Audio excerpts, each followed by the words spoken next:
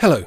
In the newest episode of the A is for Architecture podcast, Andreea Mihalache, co-director of the Architecture Graduate Programme and Associate Professor of Architecture at Clemson University, USA, joined me to discuss her new book, Boredom and the Architectural Imagination, Rudofsky, Venturi, Scott Brown and Steinberg, which she published with the University of Virginia Press in 2024. Exploring the boundaries of boredom, Andreea and I discussed Bernard Rudofsky, Robert Venturi and Denise Scott Brown and Saul Steinberg, the four thinker-makers of the 20th century explored in her excellent book, whose writing and design challenged boredom's pervasive, creeping grip on the modern imagination. Looking at our orderly, crisp and glassy financialised cities now, it's perhaps difficult to see how their critique of modernity in the city changed anything. But, by proposing modes of operation to counter it, each of these folk gave us ways of thinking, engaging and acting through design which remain elegant, generative and, I think, rather inspiring. A is for Architecture, a podcast about architecture, buildings, urban culture and space. Hello and welcome to another episode of the A is for Architecture podcast. I'm delighted to be talking today to Dr. Andreea Mihalache. Thank you very much, Andreea, for joining me. We're going to be talking about your fantastic book, Boredom and the Architectural Imagination, Rudofsky, Venturi, Scott Brown and Steinberg, which you published with the University of Virginia Press in 2024. As I said, it's a great book. It's beautifully illustrated, fantastically rich and beautifully written too. And I'm very excited to talk about it because anything that kind of takes on high modernism is catnip to me. But before we get to that, would you be so kind as to introduce yourself? Of course. So thank you, Ambrose, for inviting me to this wonderful podcast that I've been following for a while. And yes, my name is Andreea Mihalache. I'm trained as an architect, as a designer. I was born and raised in Bucharest, Romania. I'm also tempted to say Romania, just in case people don't know where Bucharest is, and probably soon enough we'll have to say Europe as well. But yes, so I was born and raised there. I studied in Romania. I got all my degrees there. I was a practicing architect, also teaching at the main school of architecture in Bucharest, when I decided to take a short break, and I did a Fulbright in the United States. So I went to the Catholic University of America in Washington, D.C., thinking that 9 months, I might as well spend them in a big city. And then here I am still in the United States 20 years later. So a 9-month stay, a 9-month stint turned into a probably lifetime commitment. So in the meantime, well, actually not in the meantime, before that, I also spent some time in Spain. I lived there as a student with a scholarship. So I've been traveling the world quite a bit. I spent about 10 years in Washington, D.C., and then I moved to South Carolina after a short but intense 9 months in Mississippi. So this has been my personal and professional trajectory. I'm currently an associate professor of architecture at Clemson University, which I should also say is in South Carolina. That's wonderful, wonderful. How does someone from Bucharest find the borderlands of the Deep South? Yes, that's a truly good question. So as a personal detail, I should probably say that I didn't know how to drive. So I wasn't driving for most of my life until I had to move from DC to Mississippi, and that's where I got my first car. That's how I learned how to drive. And it was, I have to say, quite a cultural shock in many different ways. So in many ways, moving from not only from the nation's capital, but in many ways the political capital of the world, to the deepest South. And I actually learned a lot in that process, and it's also a very humbling process. And I'll have to say that at least the university, the academia environment where I was at was surprisingly international and very, very rich. And I actually made lots of friends, very good friends that I continue to be in touch with. And that was clearly an experience that shaped much of the my future scholarship and also my personal approach to many different things. Also understanding students, different groups of students in in a much deeper way than I had had before.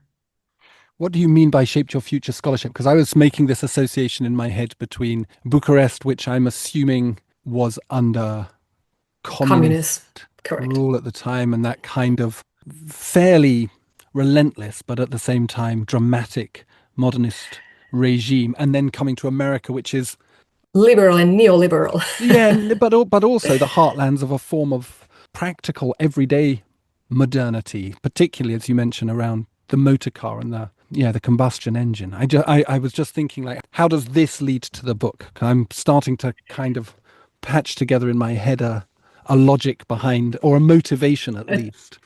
a trajectory. And I will admit that much of this influence, I think it was tacit, not explicit at all. And I think I'm beginning to realize it more in hindsight.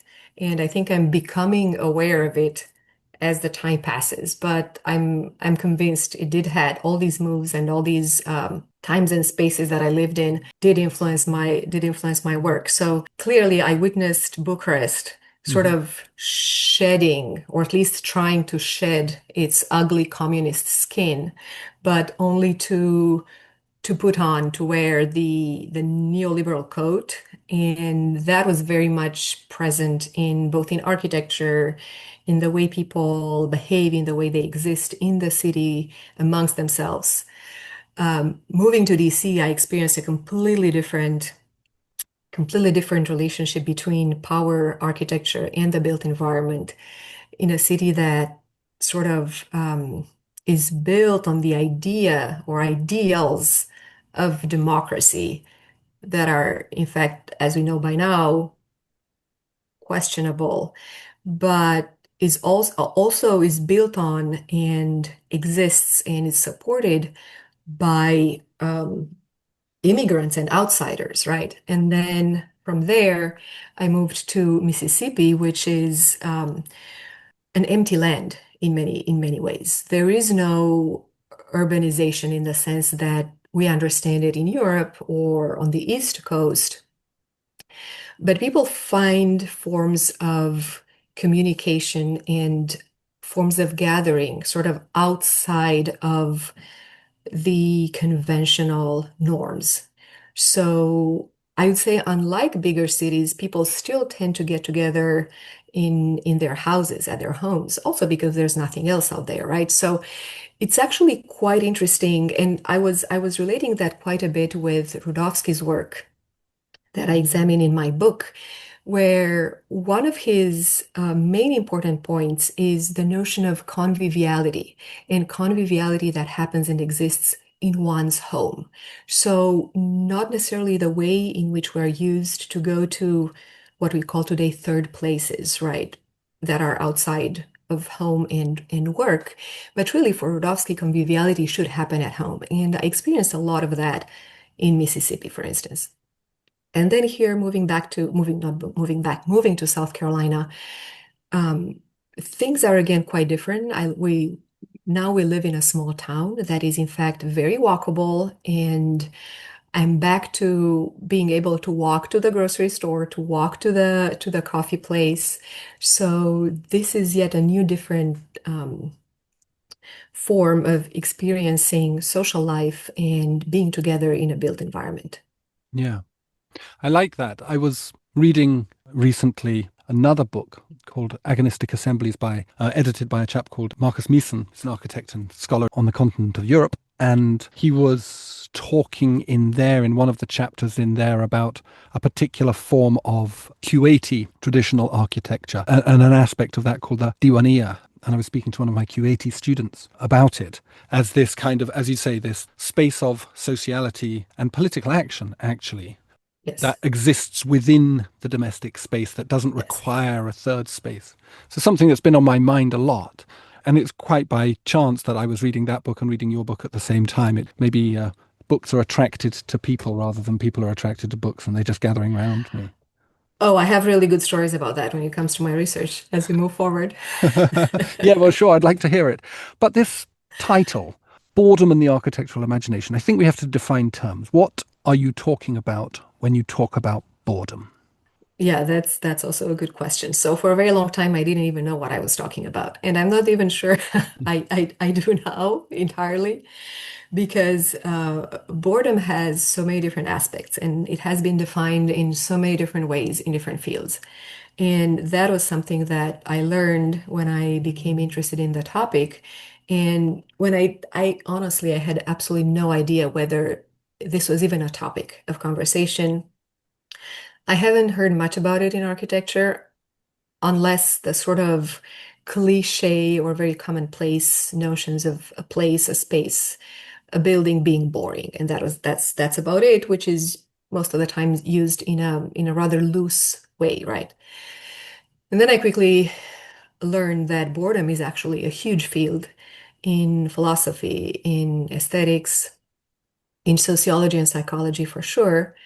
And I came to realize that it was becoming, or it was something that architects were talking about, explicitly or not, at mid-century. And today, it is a topic that comes back into the conversation quite a bit. So boredom is definitely, it's probably the best way to describe it, or the best way that I can think of. It's a mood that has to do with time. So what I am trying to, what I try to look at in the way in which I'm framing these questions is around boredom, not as an aesthetic not as an aesthetic Judgment, I suppose. judgment, exactly, not as a form of aesthetic judgment, but as a temporal condition. And probably the best term that I can think of in is in German, where Langeweile, I'm not sure how to pronounce the word, but it literally means long while. So ennui in French, boredom in English, noia in Italian, aburrimiento in Spanish, all these different words. The only instance where the connection with time is very, very clear is actually in German. And I paused a little bit and thought about why or what does that actually mean? And that really helped me, as I said, shift the focus from aesthetic judgment and formal perception to an understanding of boredom and also, in a larger sense, architecture through time. So it's got a German root, and you mentioned two obviously great scholars from Germany, Heidegger and Weber, who have different understandings of it. Would you be able to unpack them a little bit? So, sure. So I've been using Heidegger clearly with a grain of salt, given sort of the controversial aspects of his personal life, personal commitments, his scholarship. But he's clearly one of the philosophers who has been most deeply engaged with understanding this notion of boredom. And what he talks about in a very, I will try to sort of simplify his ideas also because obviously I'm not a philosopher, so I reinterpret everything through the lens of an architect and designer. So he talks about three forms of boredom. The most elemental, the most simple, the one that we all experience is when we say that we are bored. We are simply bored, right? We are bored by something. We wait in the train station. We don't really have a purpose. We just expect time to go by so that we can move on to our with our lives.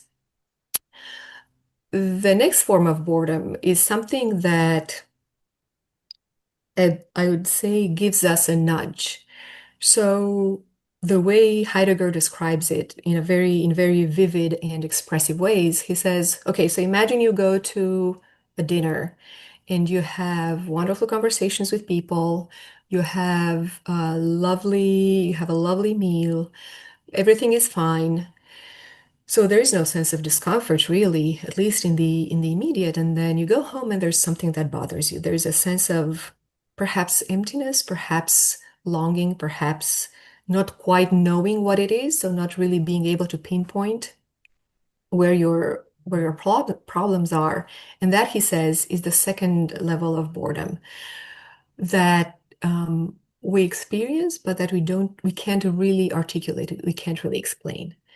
And then the third and most profound form of boredom is the one that he compares with a Sunday afternoon. And that, again, is a very, interestingly enough, it's also a very architectural metaphor, because he talks about, imagine you walk through an empty city on a Sunday afternoon, right? So when nobody's out there, there's no interaction with people. So you're suddenly um, you are suddenly part of this much larger and deeper sense of discomfort that is not only about you, it's about the world in a much larger and deeper sense. And that, he says, is where we become attuned to our essence of human beings. This is where we begin to wander. And wander, for Heidegger, is a form of attunement to the world, to the nature, with the nature of the world. So wonder begins in boredom, in a very sort of unexpected and unconventional way. And I found that incredibly, to me, that was a revelation. It was really a wonderful moment, so to speak, and it also found its way in the book, obviously. Walter Benjamin, on the other hand, talks about boredom in in a few lines in the Arcades Project. And he talks about ideas of storing time, ideas about um, moving. So again, another way of relating with time that is slightly different from Heidegger's, but that is also very, very powerful. So someone who moves through, someone who stores time, the flaneur, again, another form, and also interestingly enough, another form of engagement with the built environment, with the space. Also quite important, I think, Heidegger. So Heidegger talks about boredom in it. So his lecture about boredom was published in the Fundamental Concepts of Metaphysics, which was, as I said, a lecture course that he developed and taught between 1929 and 1930. And then Benjamin talks about boredom in the essays that were collected as the Arcades projects, again, between 27 and 40. So we are right at the beginning of fascism, in the eve of the Second World War. So there's clearly a sense of, maybe, I don't know, the end of the world. Time is running out. We're running out of time. There is a deep concern with time, future, and the anxiety of being alive, right? So that's the context in which these ideas are formulated, and again, which I took and reinterpreted and kind of rearranged them in relation to mid-century architecture, and I believe they still have relevance, perhaps even more today in the 21st century. It's very interesting, that moment that in the 1920s and 30s that Benjamin and Heidegger are reflecting on this thing. I mean, one of the things seems to me to be a sense that we have very profoundly, I think, now, but at that time must have been related to the emergence of this kind of technological and mechanized world, which was doing away with many of the assumed necessities of action. And so bourgeois life, of which both of them were undoubtedly part, was fundamentally Right. becoming boring. Yes.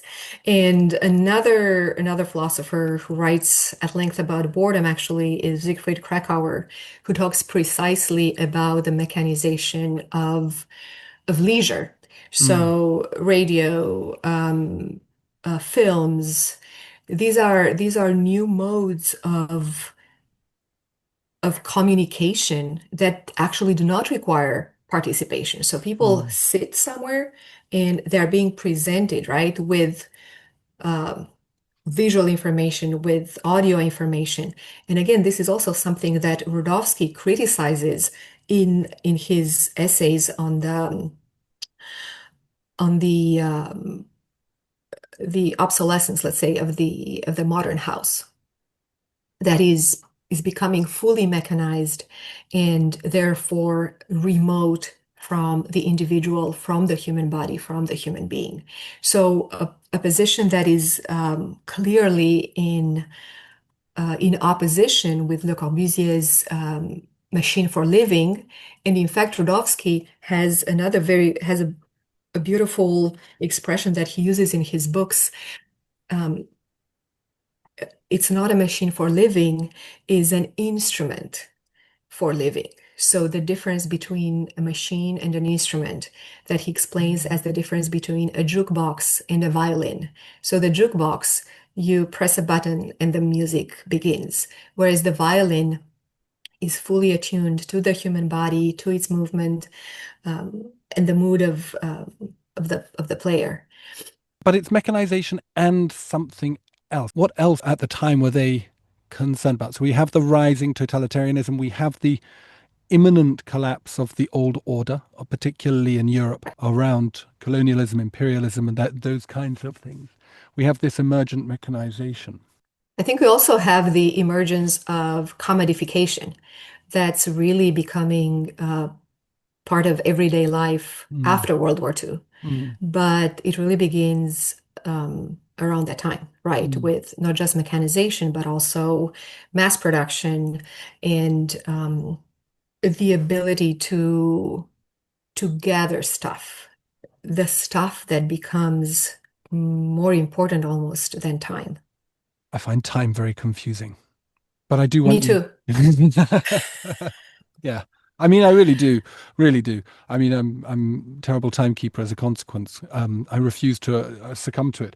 But I wanted to ask, I mean, if this is their motivations, if this is Weber and no, Benjamin and, sorry, I said Weber earlier, Benjamin and Heidegger's motivations. A question I normally ask earlier on in the podcast is, why did you choose to engage with this? What is the timeliness, I suppose, and without wishing to come across like a grant Right. application, but like, what is the what is the motivating factor? Is there a sense in your own experience and your own scholarship and teaching that we are once again finding ourselves locked into a mode of urban boredom? And is this book orientated towards sort of starting to prick that bubble and starting to bring into question some of the assumptions that we make about what constitutes place or what constitutes good urban space or good domestic space? Yes, yes. The answer is absolutely, absolutely yes. So my personal motivations stem from multiple sources. So on the one hand, so right now we live clearly in a post-digital world. Technology is so embedded into our everyday life that um, we can't ignore it. We might criticize it. We can't ignore it. It's part of everything we do. I should also say that this book started, or my thinking about boredom started more than 10 years ago. And 10 years ago in this day and age is a very long time. So my my original motivations might have been different or slightly, yeah, perhaps slightly different from what I would do now. So at the time, to me, there were two major things that prompted my thinking about boredom. So on the one hand was the commodification of architecture, and on the other hand was this inflation of images and stimuli that we are bombarded with every single second of our lives and that we cannot escape. There is also, so as a consequence, what we're looking for is constantly, and I'm clearly speaking about architecture and the visual world, we're constantly looking for the most recent, the newest, the most interesting, and I'm using quotation marks here, the most interesting thing. So this question of what is interesting and why do we get bored when newness is no longer new was something that bugged me at the time. And the very opposition of terms boring and interesting, I became to find problematic again because it places the conversation at an aesthetic and formal level. So a building or an urban space are either boring or interesting. And most of the times we talk about these terms or these concepts in relationship with aesthetic attributes, flatness, monotony, plainness, etc., etc. And by the way, this is the way in which, for instance, Thomas Heatherwick, in his much acclaimed Human Eyes, discusses boredom in architecture, and that's sort of a different, related though topic that we might talk about later. So the focus on the formal and the aesthetic was something that really bothered me at the time. And from an academic perspective, or from my perspective as a teacher, I was also noticing the inability of students. And again, this is something that is commonplace now, and it's almost cliche to talk about short attention span. And I was puzzled the first time I realized that a student was working on their project while watching a video in a small screen on the same screen at the same time, right? Something that I found incredibly puzzling, and I still find that today. So the inability to focus on one thing, to actually do the same thing over and over again as a way of building skills, as a way of a deeper understanding of the process and of what you're doing, was another thing that I became interested in, again, by interacting with my students. So those were the original motivations. How I got to them, or how they became scholarship. So these were probably at the beginning, these were questions that had nothing to do with my scholarship, right? But the way they became scholarship is actually, I think, quite interesting, and I'd be happy to talk about that. Yeah, please do. So I was working on my uh, dissertation. I was actually fairly at the beginning of my doctoral studies, and at the time I was very much interested in travel. Again, research is a personal story, so as someone who moved quite a bit, I was interested in travel and the way in which ideas and architects travel and cross-pollinate, and the exchange of ideas, hybridization, and so on. And reading about the Grand Tour of the 18th and 19th century, I came across a small book that made all the difference. I think it's not always it doesn't always happen that you can pinpoint to the very moment when you became interested in something. But in my case, I know exactly when that moment was. So there was this small book called Journey Around My Room. It was a book published in the 18th century by Xavier de Maistre, who was an officer in the Prussian army and who was confined to a 40-day exile, so to speak. He was confined to his room for 40 days in the aftermath of a duel. And he wrote this book called Journey Around My Room. In many ways, it was also a tongue-in-cheek response to the Grand Tour of the 18th century.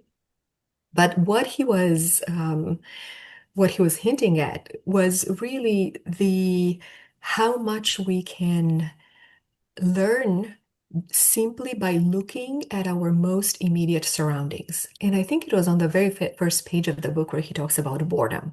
He talks about boredom in a very soft and warm way, as in, okay, you sit in your chair, you're looking at the fire, you're getting bored, you start reading a book, and then you start examining your room, right? So the room becomes this incredible universe where you start paying attention to the distance between the pieces of furniture, to how much you have to travel to the window, the quality of the light throughout the day, so on and so forth. So that word boredom caught my attention again, also because it was for me, such a new way of looking at the everyday, looking at what surrounds us and what is part of our everyday experience. And as I said at that time, I didn't even know whether boredom as such was even a topic. And what follows was several years of research and engaging with texts and authors. And I came to focus my research on mid-century architecture for several reasons. So the only thing that I could think of at the time that has the minimal connection with the idea of boredom was Venturi's motto, "Less is a bore," obviously, Mhm. which we again take for granted, but it has never really been examined in a more profound way, as in what does it actually mean? We take it for granted as a response allegedly to Mies van der Rohe's um, less is more, clear Venturi response, less is a bore, but what is this, right? And then, although I had read Complexity and Contradiction in Architecture, where this motto is first published, I had read it before. I went back to look at it through the lens of boredom, and surprise, I discovered so many references to boredom and ideas about boring in Venturi's first book that I started to realize that this is probably something that was part of the ethos at mid-century. So Venturi publishes his book in 1966, and it's essentially a collection, or it's based on the theory course that he was teaching at UPenn at the time, at University of Pennsylvania. Going into the archives, I noticed references in his lecture notes, references to boredom. The book at the end discusses two projects that are, in fact, urban design's proposals where boredom becomes, or notions about boredom through the lens of the everyday and through the lens of lengthening time in an urban space becomes an important part of the design process. And probably something that I need to point out and I want to make clear is that in the book I talk primarily about Venturi's early work and also Scott Brown's early scholarship, and that is because their later work I find questionable for many different reasons. So that was also a difficult scholarly approach that I took Mhm. because overall I'm not overall I'm quite critical of their work, but there is something, especially in those early years, that I find very, very powerful. Mhm. And I also discovered, for instance, something that is also probably, even if it's known, it's not necessarily related or connected to Venturi's scholarship, the fact that he was raised as a Quaker. So his mother, who was apparently an incredible person, very liberal, very progressive, when he was born, he was the only child. She decided that the child has to have a religious upbringing or that he has to have some sort of religious connection. And she quite literally chose the Quakers because of their pacifist views, because of their overall ethos. And so through that lens, I went to look into, um, I try to understand what is Quakerism about. And one of the most important aspects of the religion is the capacity, the ability to wait, the ability to, in a religious sense, wait for what they call the inner light to illuminate someone. But in a very immediate and direct way, it is the ability to engage with time, the ability to sit and wait. And many of those lessons that I feel Venturi learned from the Quakers, he applied I think were sort of on the back of his mind at least, in the design for three buildings in the town of North Canton, Ohio, which is a project that he details at the end of Complexity and Contradiction in Architecture, and also in a project for the Copley Square in Boston. And I will say that these are competition projects, both of them, so they're not built, but he directly and explicitly engages with this issue of boredom, of time, waiting, and everyday life. So you've mentioned Rudofsky, and obviously I think it's probably Yes. worth sort of spelling out the structure of the book a little. It sort of introduces the concept and then goes through these three slash for designer thinkers. We have Bernard Rudofsky, as you've mentioned. You've Venturi, Scott Brown. That's the That's right. two, three, and we have Saul, Steinberg. Saul Steinberg as well, and they're all in this way in a position of resistance to this idea of boredom, but also all trying to put it to use, Correct. sort of accepting the conditions that we're in. Whereas I think, so to go to Heatherwick, I think, as I understand it at least, Heatherwick's approach is to say, we don't need to be bored, we just need more razzmatazz, Correct. Yeah. which is a different animal altogether, and Mhm. is the natural outcome of an approach to architecture around the turn of the century, this century, which saw the spectacular, the re-emergence of the urban spectacle through the Bilbao effect, through the That's right. Lietzkens and Gearys and Koolhaases and Hadids and so on. And Biggs. Oh yes, I mean, well, that's just doing it, but much, much louder. I quite like it. Yes. I mean, I don't like it. I think it's appalling, but Yeah, it's. yeah, yeah, yeah. Yes, yes. I don't suppose I'll be getting Bjark Ingels on the podcast after this. But anyway, so how does Saul Steinberg address this? And again, perhaps we could hear a little bit more about this temporal aspect as well. Yes. Both Saul and Rudofsky, they entered my research at different times. So Steinberg came from quite literally a personal interest. So again, one of those moments when the personal becomes scholarship. So Mhm. Steinberg was also born in Romania, United States. He had a very interesting, he studied architecture. That's probably the most important thing that I have to say, which is perhaps not very well known, given that he built his reputation as a designer and illustrator, or although I don't quite like the term illustrator in his particular case. But he made a career with his drawings for the New Yorker. So few people know that he was actually trained as an architect in Milan. And in his own words, and I think he thought of himself as an architect throughout his entire life. And there's also an incredible body of scholarship of his contemporaries that talked about him as an architecture critic, which is a very interesting way of practicing architecture. It's a form of critical practice Mhm. that I believe Steinberg fully and explicitly engaged in.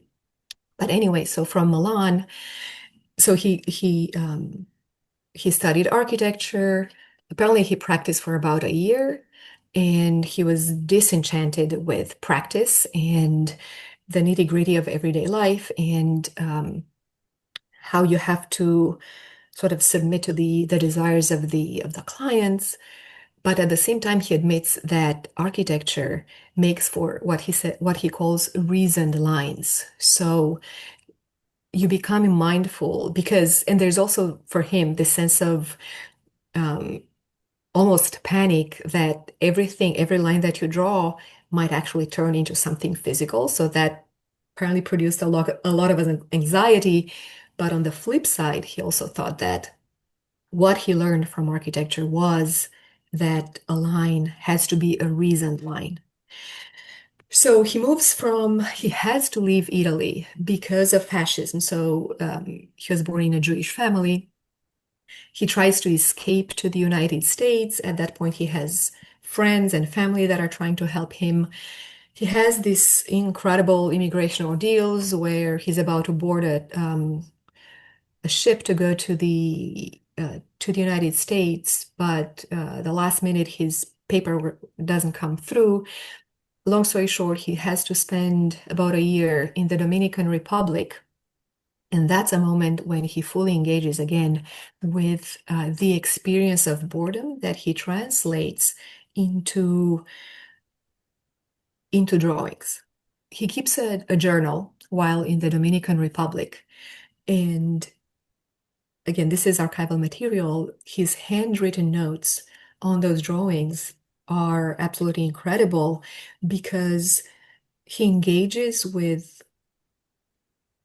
the everyday. He looks at a cigarette butt and he's amazed at how it falls on his desk standing, right? Moments of small wonder. He looks all of a sudden at some point, his watch stops working, and then it miraculously starts working again.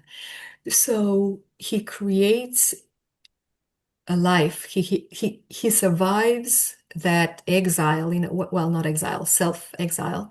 He survives that year in the Dominican Republic, that boredom by engaging, drawing, representing what surrounds him. Again, not unlike Xavier Demetre in his journey around his room. So that was something that I became aware of. And going into the archives, I found, and this was quite serendipitous and quite unexpected, because you go into archives with an idea, but you never know if you will actually find anything. And I was able to find his own notes about boredom and how boredom, when he talks about boredom as a catalyst for work and his imagination, in the sense of when I become bored by something, it means I have to move on. I have to invent something else. It's a sign for me that I I have to I have to look at the world in a different way. So he's not. So what I appreciate at Steinberg, and I'll talk in a second about Rudofsky, Venturi, and Scott Brown in their early work, is that their response to boredom is not, or to boringness, is not a formal one, is not an aesthetic one. Quite the opposite, is a deeper engagement with the work, with the material at hand, with the stuff of the world, if you will. So again, Steinberg started as a personal interest, as a curiosity in his drawings, and eventually turned into scholarship. There used to be in the early days, I believe, of Apple, there used to be, I think, an ad that said there is an app for that. So I truly believe there is a Saul, there is a Steinberg for anything. He touched on so many topics and so many. In many ways, he pinpoints exactly to to a particular problem, and then he unpacks it, he unfolds it through his drawings. So this idea of time, is that in counterpoint to the standard idea of boredom being something that is an immediate emotional response to something that has plainness about it or is in some way ugly. This is instead about the boredom of waiting, of passivity. Is that what it's kind of dealing with? I think so. It's the if we are patient enough to wait without getting bored, or if we are patient enough to admit and assume our boredom, I believe we might discover unexpected things. To Okay. put it in a like trying to put it in one sentence. And I think that was Venturi's approach, at least again in his early work. Hmm. And I'm thinking not only at the two projects that I mentioned and that are mentioned in the book, but I'm thinking also about the Venturi house, Hmm. which sits in this suburban neighborhood, and which is, you sort of look at it and you begin to discover things that you haven't seen before. At least that was my experience. I also have quite a beautiful anecdote about that. The the house cannot be visited right now, at least several years ago when I tried to visit it. It's a private house, so it cannot be visited anymore. However, I wanted to see its location. So I drove to Philadelphia, and it was a Sunday afternoon, so a very appropriate time to think about boredom if we connect it to Heidegger. And as I was trying to park in that neighborhood, I noticed a car that drove into the driveway of the Venturi house. It stopped right where the sign said no trespassing, and it waited. And then I got closer. I got off my car, I got closer, and to my surprise, in the passenger seat, there was Robert Venturi, who later I learned used to drive, someone was driving him every Sunday to the works that he designed and built in Philadelphia. So he was right there. There was someone in the driver's seat. He was next to it. The windows were rolled down. There was classical music blasting from the car, and he was just sitting there looking at his mother's house, at the Venturi house. Anyway, so that's Like that's it's what like a it's like a it's like a moment out of a surrealist film or a Wes very Anderson film, isn't it? very much so, very much so. And that I will admit that was my first, last, and only encounter with Venturi because at the time I started working on this project, he was no longer giving interviews, Yeah, so I wasn't able to engage with him directly. But that was a memorable moment. yeah, I bet it was. Yeah, yeah. You've mentioned these threefold, to go back away, these three types of boredom that Heidegger identifies: the superficial, the inexplicable, and the profound. Do they correspond to the three I th types of boredom that you talk about? Acedia, which I think I pronounced right, ennui, and tedium. Is the profound boredom acedia? The inexplicable boredom, ennui, and the superficial boredom, tedium? Am I right? It could be. I don't think I thought about them this way, but I think they could be. Although I think what's we also need to contextualize, I think, the terms because Assyria emerges in the Middle Ages, Mm. and The it's a term noonday that devil, isn't it? The noonday. exactly the noonday. Yes, yes, that's right, that's right. So Assyria is something that monks deal with or are threatened by. Mhm. And it also emerges in the time after the hours after noon when Mhm. people tend to rest. No, it's the siesta time, Mhm. what we'd call today. And when monks are threatened by thoughts because time is lengthened, they're threatened by thoughts that they should not have, right? So Mhm. they have to protect themselves through work, through action, through prayer. Mhm. Um, by those dangerous and tempting thoughts. I'll confess I don't know the etymology of ennui or when it comes into the when it's being used, but there was clearly a moment in the 19th century with the Romantic movement when ennui was so to speak was having a moment, right? So it was associated with the creative mind, with the idea of the genius, of the artist who's bored with the world and therefore um, sort of produces or um, is compelled to resort to their own creativity, to their own mind. But it was Mhm. clearly a privileged moment. And yeah, Tedium. tedium and boredom, I feel they are as terminology, I think, and I have been using them interchangeably, although probably tedium also deserves its own, perhaps it deserves its own um, examination, its own research. But I feel like today we're perhaps at a time where boredom has also become at a moment where we're talking about time and how we live in 10-minute increments, right? All the productivity gurus teach us how to fit more work into less time.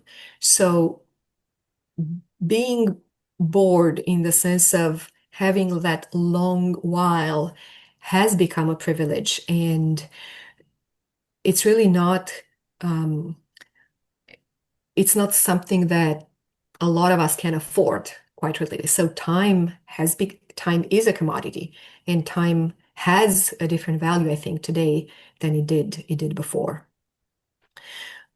You talked earlier, you mentioned at the beginning of our conversation, you mentioned something about how books find us.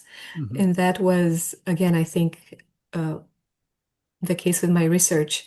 And this is how Rudofsky actually entered the scene, and that was very much through the back door.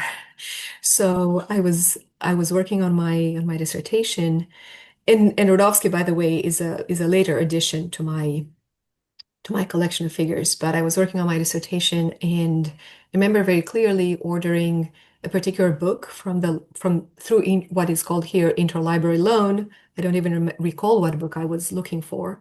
And what I received instead was Bernard Rudofsky's Behind the Picture Window, which is a collection of essays that he published in 1955 that are sort of sarcastic writings that criticize the modern American house. And every chapter refers to a particular space in the house.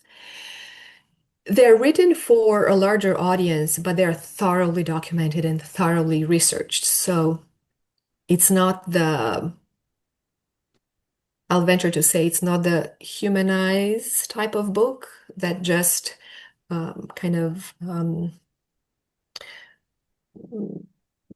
blurts commonplaces and cliches. It was thoroughly documented, something that I also had the chance to confirm looking at his archives, at his papers at the Getty Research Center.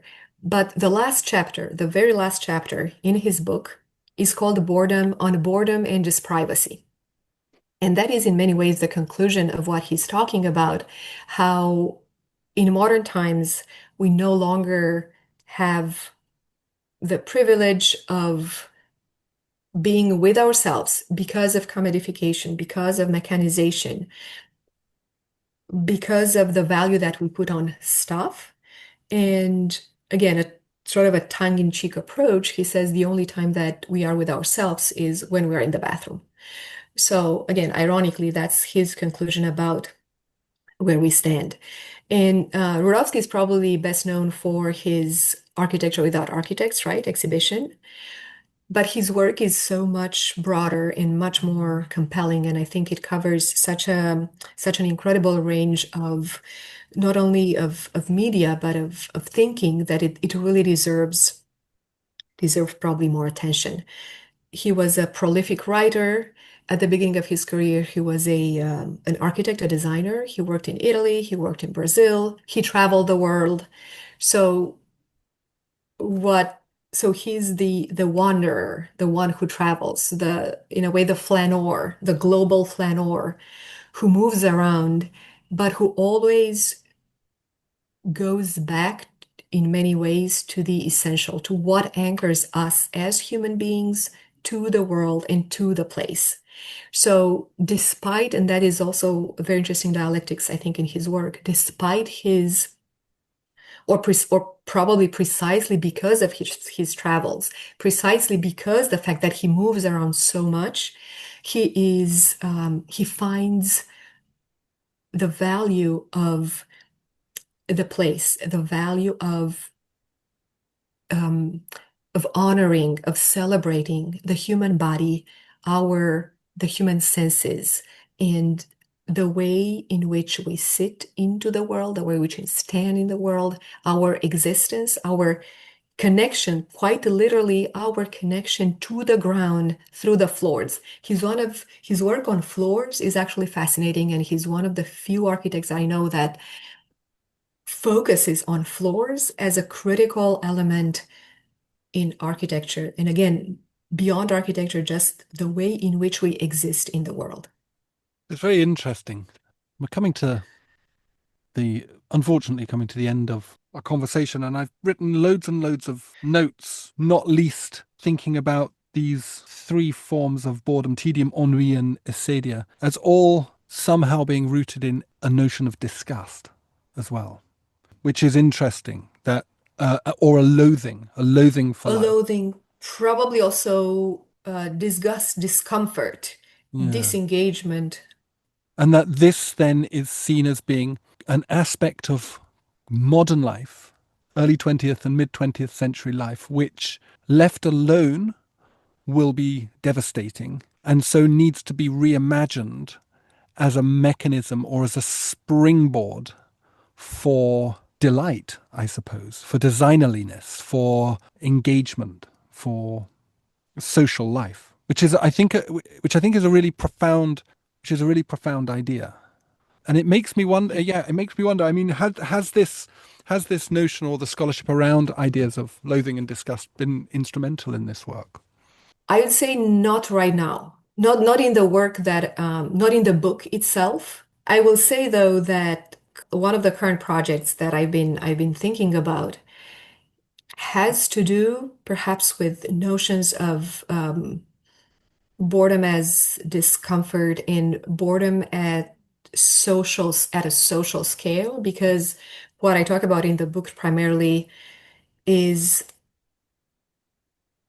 a particular engagement of the individual, sort of a assuming this notion of boredom at an individual, at a private scale. Mm-hmm. I'm more and more interested in ideas about collective boredom, in ideas about, for instance, how boredom is being weaponized or is being weaponized in spaces of coercion and control.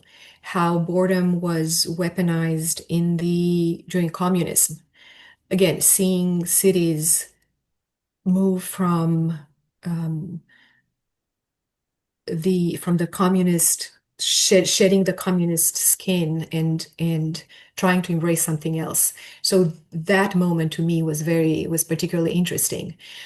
What I also find interesting is sort of what you said. What are the modes of resistance to boredom? Modes of, I would say, soft resistance, because the immediate resistance is, okay, we're just gonna find another Instagram post. We're just gonna look at something else, right?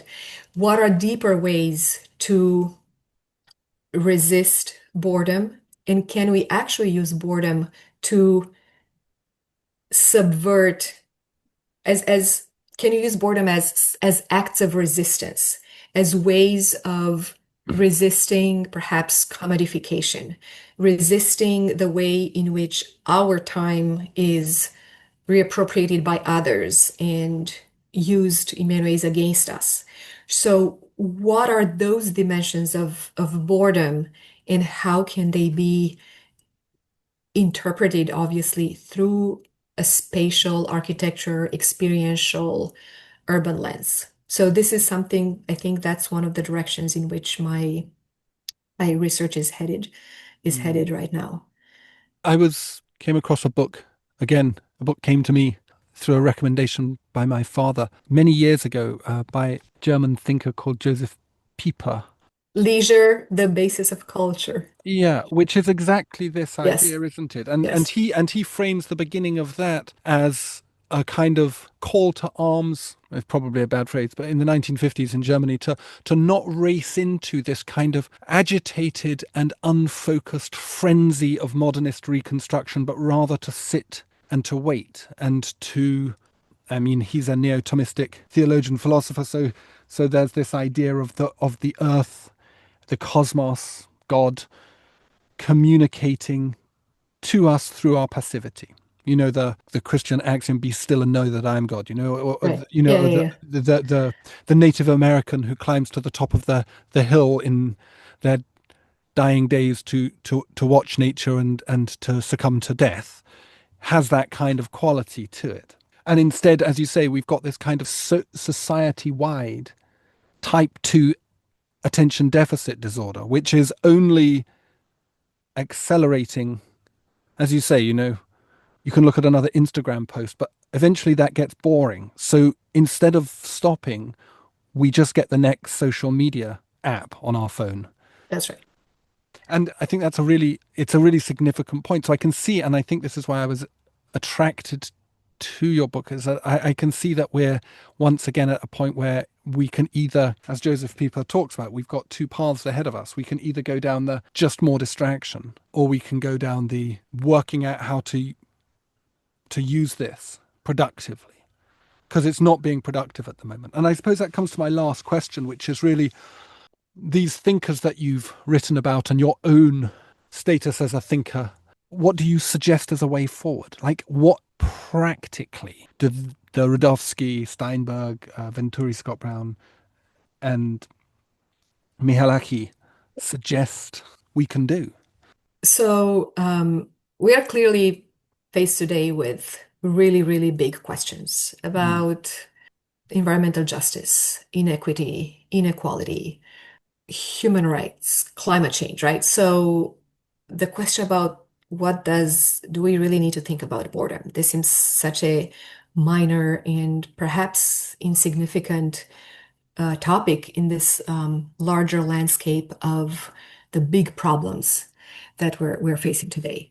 So one thing that I think I learned by looking at these designers, thinkers, is to understand how we can perhaps break down big questions into smaller problems that we can control, that we can address, understanding how they affect us personally, us, each individual. So to me, that would be one of the things that perhaps we can do more of. We can try to really truly scale down all these large, frightening questions, problems, concerns that we have, and examine them at a more intimate scale. Another thing that I think they taught us, or at least they taught me, was that architecture criticism can take many different forms and shapes. And I'm wondering I'm inviting everyone to think about what these could be today. So what you are doing, what sort of small collective architecture collectives do, ways again in which the big narratives, the big stories can be challenged and broken down and reappropriated and reimagined. Another person who was critical for me in understanding again or examining this lens of examining boredom was Joseph Brodsky, the Russian poet who immigrated to the United States and who gave an address a commencement address at Dartmouth College in the 90s, I believe, that was later published as In Praise of Boredom. And perhaps it's not your conventional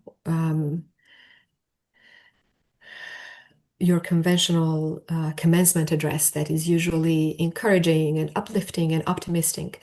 He talks about boredom and he tells future grads that, guess what? You're going to be bored. You're going to live a life of, once you get out of here, you will be facing repetition, monotony. You'll get bored.